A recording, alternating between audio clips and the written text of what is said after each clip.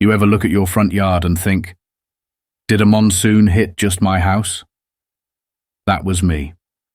Standing there in slippers, coffee in hand, trying to figure out why my lawn looked like it just survived a flood. The grass was soaked. I mean, not just a little morning dew. We're talking full-on puddles, squelchy footsteps, like my backyard had turned into a rice field overnight. At first I was too groggy to process it. Thought maybe I left the hose on, even though I never use it that early. But there it was, coiled like always, neatly resting on the holder, and warm. That's when my brain kicked into gear. I live alone. No pets, no kids, no landscaping crew secretly doing pro bono work at 3 a.m. My hose doesn't just get up and start hydrating the lawn out of kindness. Something was off. Still, I tried to brush it off. Maybe it was just some freak overnight weather. Maybe I forgot something. But it kept happening. Every morning. I'd wake up, step outside, and find my lawn soaked again. Like clockwork. Except I wasn't the one doing the watering. Then came the bill. And let me tell you, it hit harder than my student loans ever did. My water usage had practically doubled in a week. For what? One sad tomato plant and a patch of grass that's more weeds than lawn. That bill didn't just sting, it demanded answers. I checked every faucet, looked under the house for leaks, even called the utility company to see if there was a mistake. There wasn't. The water was being used, just not by me, and not by anyone who belonged on my property. At this point, my curiosity turned into suspicion. Something was going on. I started looking closer, at the ground, the hose, the faucet, and I noticed something strange. The hose. It wasn't always in the same position. Some mornings it was slightly uncoiled. Other times the nozzle was damp, like it had just been turned off. Someone was using it. And the kicker. The dirt around the spigot had faint footprints, adult-sized, leading toward the street. Now I don't like jumping to conclusions, but I didn't need a forensic team to tell me someone was helping themselves. I started asking around. Casual conversations with neighbors. Just feeling things out. Everyone seemed friendly enough. Said they hadn't noticed anything strange. That is, until I mentioned the water bill. That's when I got the look. You haven't met her yet, have you? Look, that's how I found out about Karen. She'd moved in just a few houses down a few months ago. I hadn't talked to her much, mostly saw her from a distance. But apparently she'd made quite the impression. She wasn't just new, she was loudly new. Made her presence known like she'd been appointed the neighborhood's moral compass. Now look, I've lived in this area long enough to know every HOA has that one person. The rule enforcer, the complaint filer, the one who treats neighborhood guidelines like federal law. But Karen? She was in a league of her own. She didn't just report problems, she created them. She complained about people leaving their trash bins out 15 minutes too long. Filed a noise complaint because a neighbor's toddler laughed too loud in the yard. She once told a guy to repaint his fence because the shade of white was too aggressive. That's a real quote. Aggressive white. She strutted around with a clipboard like she was the sheriff of the suburbs, inspected lawns, tapped on car windows if someone parked too close to her mailbox. She once told the Amazon driver to reconsider his delivery technique because he walked across her front path, not the grass, the path. It didn't take long for the whole street to resent her, but nobody wanted to get on her bad side. Karen had a gift, a toxic charm, if you will, the kind of person who smiled while throwing you under the bus. She'd insult you with a compliment and then hand you a passive-aggressive flyer about HOA regulations. So, when I mentioned my water problem, and people started nervously glancing in her direction, the puzzle pieces started to fit.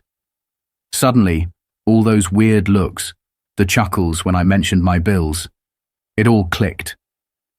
I didn't want to believe it at first. I mean, sure, she was a lot. But would she really go that far? Stealing water? That's bold, even for Karen. But then again, bold was kind of her thing. I decided to start keeping an eye out. I didn't know what I was looking for exactly, just signs, patterns. But honestly, I didn't have to wait long, because when Karen strikes, she doesn't tiptoe around. She doesn't sneak. She makes herself very known, and soon enough I saw it with my own eyes. It was a Saturday afternoon, and I had just come back from the grocery store. Car full of snacks and weekend optimism. As I pull into my driveway, I notice something strange. My hose isn't on the reel, where I always leave it. Instead, it's halfway across my lawn, stretched like a lazy python baking in the sun. My first instinct? Confusion. Then I follow the trail. And there she is. Karen, in all her HOA glory.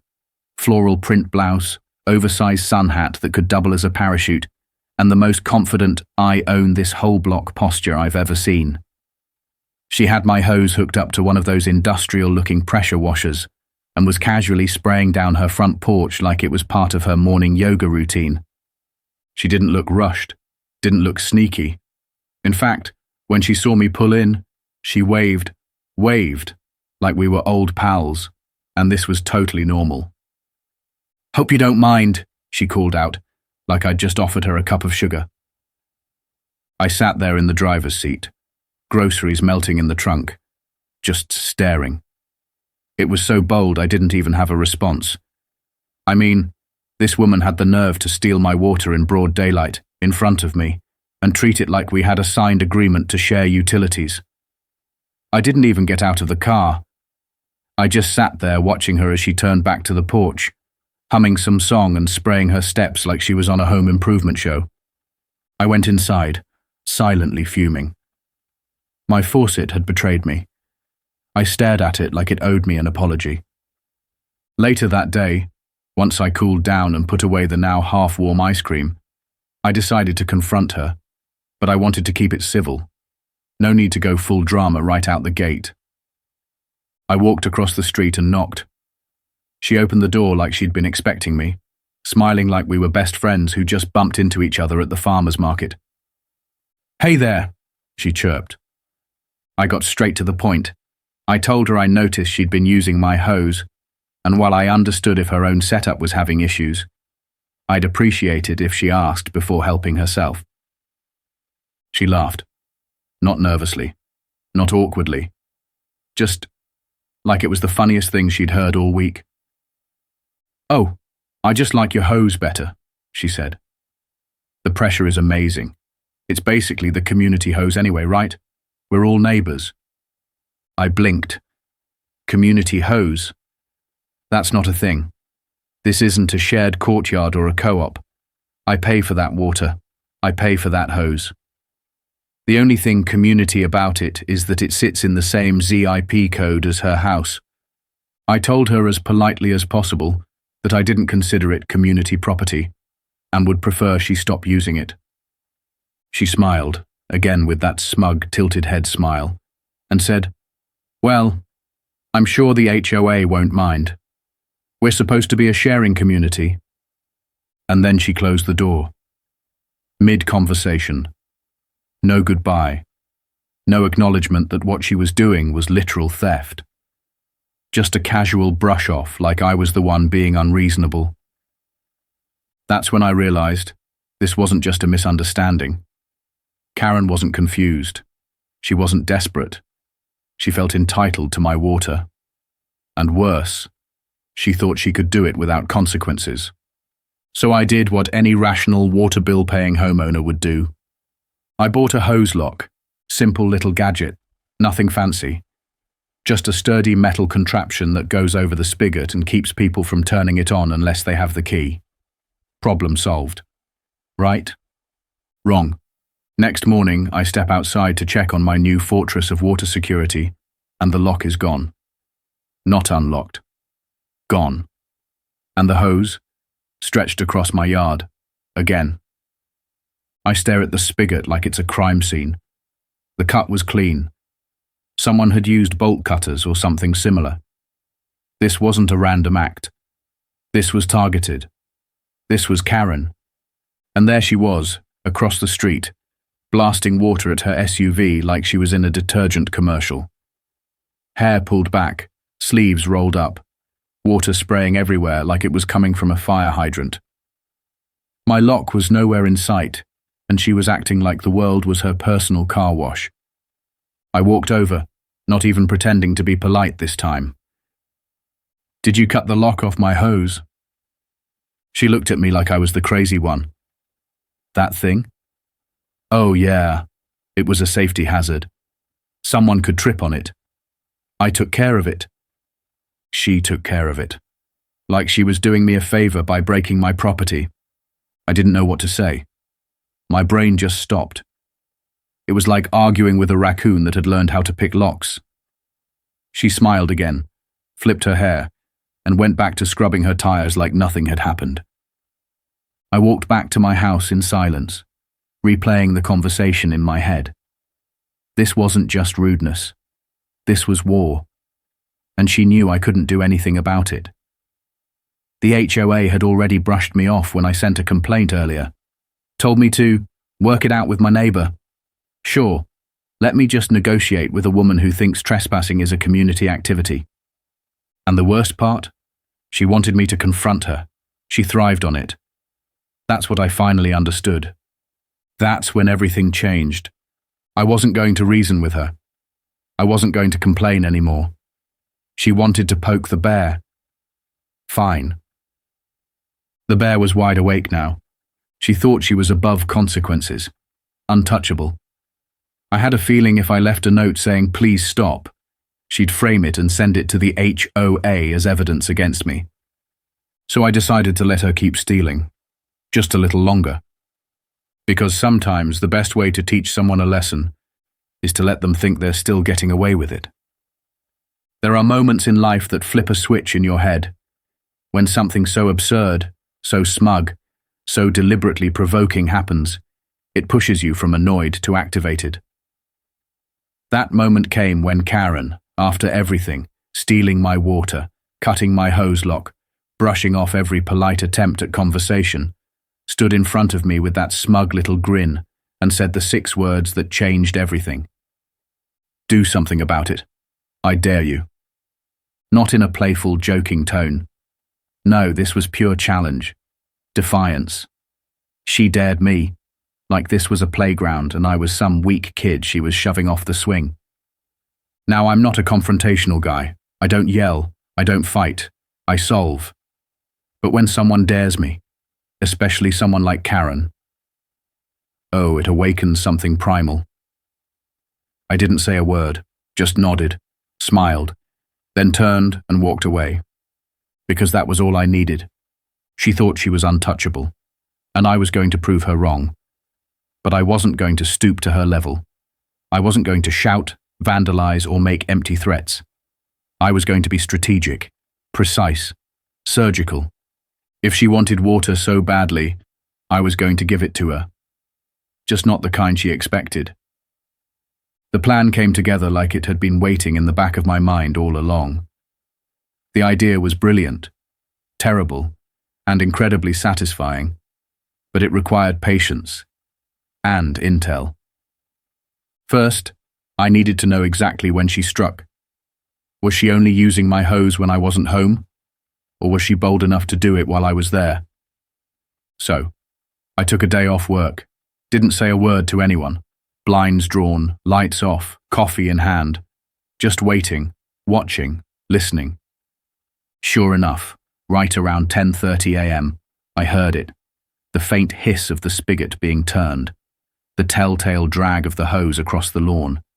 I peeked out, staying low, and there she was again, in full suburban warrior mode, tank top, yoga pants, earbuds in, spraying down her driveway like she owned both it and the water flowing through it. This time, I didn't say anything, didn't walk out. I just stood behind the curtain and watched as she waved the hose around like a magician summoning power. She even whistled while doing it, like she was having the time of her life. When she was done, she gave the hose a casual toss, letting it land in my yard like a used napkin, and walked back to her house, content and oblivious. That was all the confirmation I needed. She wasn't just using it because she needed it. She was using it because she could, because nobody had stopped her, because she'd decided my property was now a part of her life. That night, I got to work. I remembered a construction site on the edge of the neighborhood, new homes going up, dirt everywhere, equipment parked along the street. I drove by after dinner, and sure enough, they were still there, wrapping up for the day. I parked, walked over, and struck up a casual conversation with one of the workers.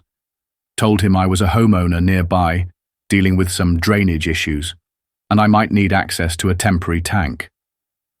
He laughed, asked a few questions, then shrugged and said, "Hey man, as long as you don't mess with the pump, I don't care what you test." Perfect. I slipped him a little cash for the favor. Nothing shady, just a handshake agreement. One evening of access. That's all I needed. Back home, I pulled out my tools, built a little adapter that connected to my outdoor spigot, and split the flow into two separate hoses. One went to my usual garden setup. The other, covertly, ran through a small trench I dug behind the bushes, across the side of the house, and straight into a hose that tapped into the sewage tank behind the construction zone. I buried the hose just enough to keep it hidden, covered the area with mulch, placed some pots strategically around the path to make sure nothing looked off. To the untrained eye, it was just a normal setup. But anyone turning that spigot without knowing the secret valve I'd installed, they'd be unleashing something foul. I did a test run just to make sure, hooked up a sealed bucket, and activated the flow for a few seconds. What came out of that line? Let's just say, it was the kind of stench that could cause neighbors to sell their homes. I sealed the bucket, buried it with shame, and grinned like a man who just built a trap worthy of legend. The next morning, I left everything as usual. The hose hung neatly, the spigot unlocked, nothing suspicious at all. At exactly 10:32 a.m. it happened. She walked across my yard like she was checking the mail, grabbed the hose, strolled back to her driveway with her usual smug bounce, and hooked it up to some brand new sprinkler head, one of those fancy rotating ones. She placed it in the middle of her lawn, turned the spigot, and then came the gurgle. She paused, tilted her head, waited. Then, blast!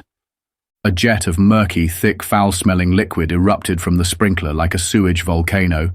It sprayed across her yard in a wide arc, hit her white patio chairs, splattered across the front steps, and worst of all, it got her. She screamed, not a little yelp, a full-on from the diaphragm wail.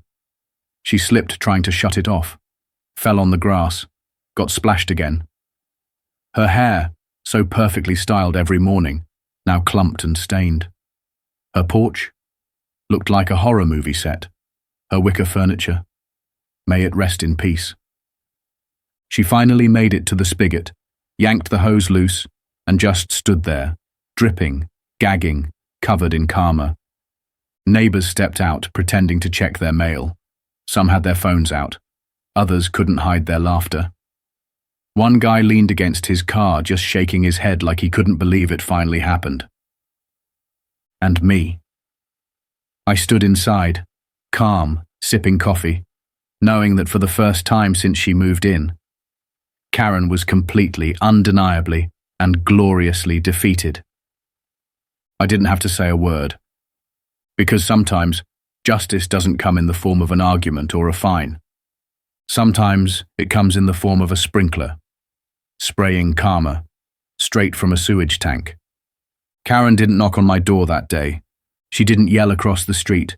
She didn't parade around with her clipboard or give one of her snarky little waves. She didn't even peek out the window. She disappeared. For the next 2 days, her house looked like it had been abandoned. Curtains drawn, porch lights off, no cars moving in or out. The hose, still lying on her lawn, right where she dropped it after her little surprise shower. I thought that was it. That maybe, just maybe, she got the message. Maybe she'd learned a lesson, finally understood that just because you hold a clipboard and speak in HOA acronyms doesn't mean you can treat your neighbors like peasants. But no, Karen wasn't done, not by a long shot. On the 3rd day, something new showed up on my doorstep, a thick, crisp envelope. No return address, just my name, printed in bold letters. Inside was a neatly typed document, full of legal-sounding language and threats dressed up in formalities. She accused me of biological assault, of endangering her property, of malicious intent, with the aim of public humiliation. She even included a paragraph about her dog being emotionally distressed. Her dog, the one that was never even in the yard when it happened.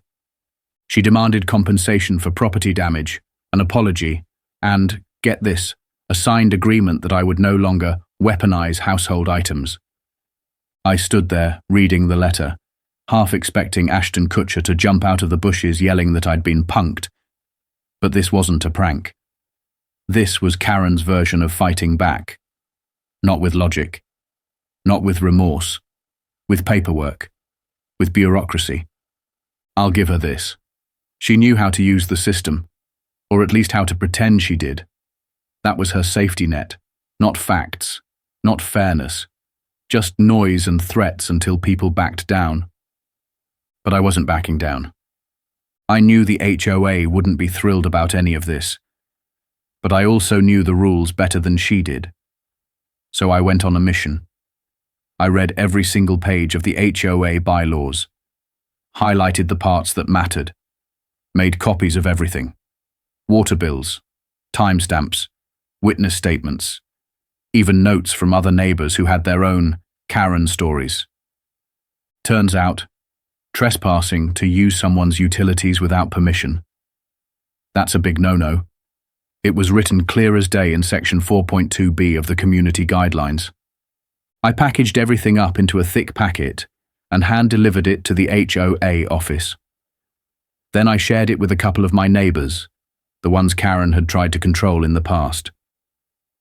Glenn, 2 doors down, who got a citation for having a hammock that was too colorful. Maria, who got scolded for having garden gnomes that Karen said lowered property values. They were ready, and once the truth started spreading, it was like lighting a match in a room full of gasoline. Suddenly, everyone had a story.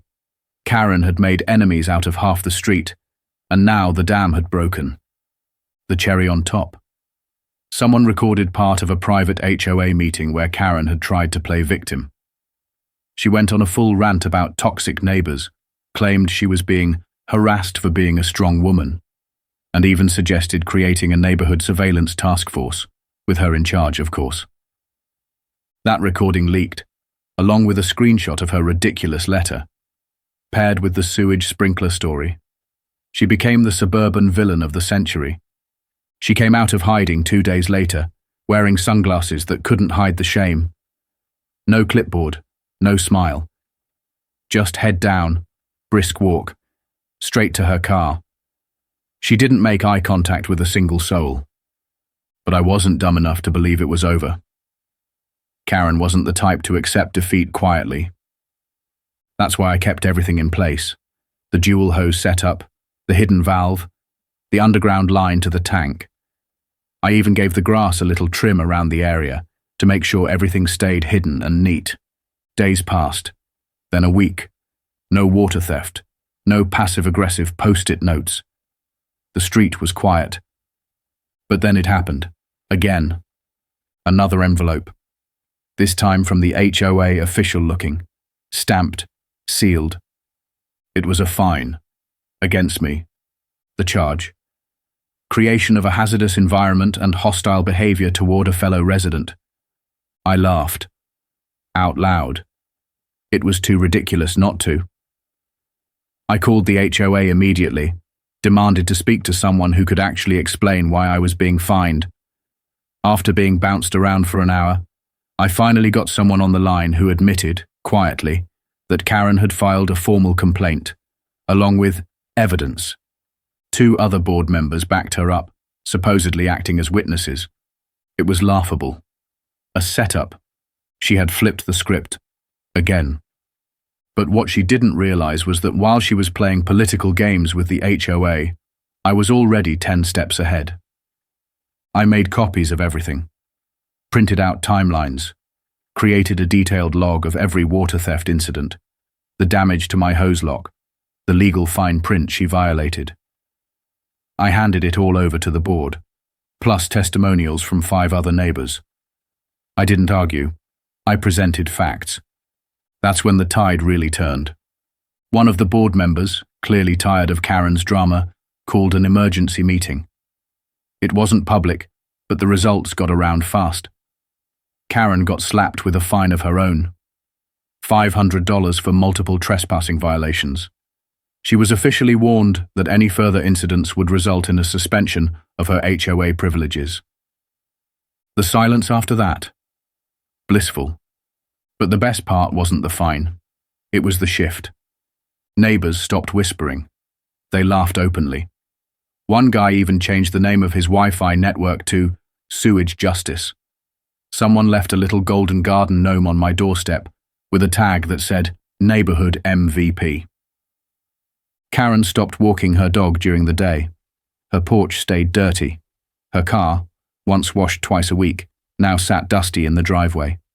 And the hose, still there, but she never touched it again.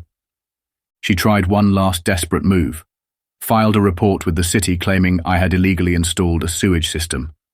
A city inspector showed up, looked around, checked the hose, asked a few questions, and then he laughed. Not mockingly, just like someone who'd seen everything and couldn't believe this was his Tuesday. He told me, off the record, that the whole thing was clever, harmless, and technically completely legal. The line wasn't permanent. It didn't violate any code. Honestly, he said, I wish more people handled neighbor problems this creatively. And just like that, it was over. Karen stopped filing complaints. She stopped showing up to meetings. And within a month, a for sale sign appeared in her yard. No warning, no goodbye. Just boxes being packed and her car pulling away one last time. The family who moved in, kindest people I've ever met. They knocked on my door the first day just to say hello, brought cookies, asked permission before installing a sprinkler system on their side. For the first time in a long time, it felt like a neighborhood again. A real one. One where people looked out for each other instead of over their shoulders. And me? I still have that valve system hooked up, just in case. The new hose sits there, coiled and clean, ready for another Karen who thinks boundaries are suggestions. But now, everyone on the block knows the truth. This isn't just a lawn, it's a warning sign.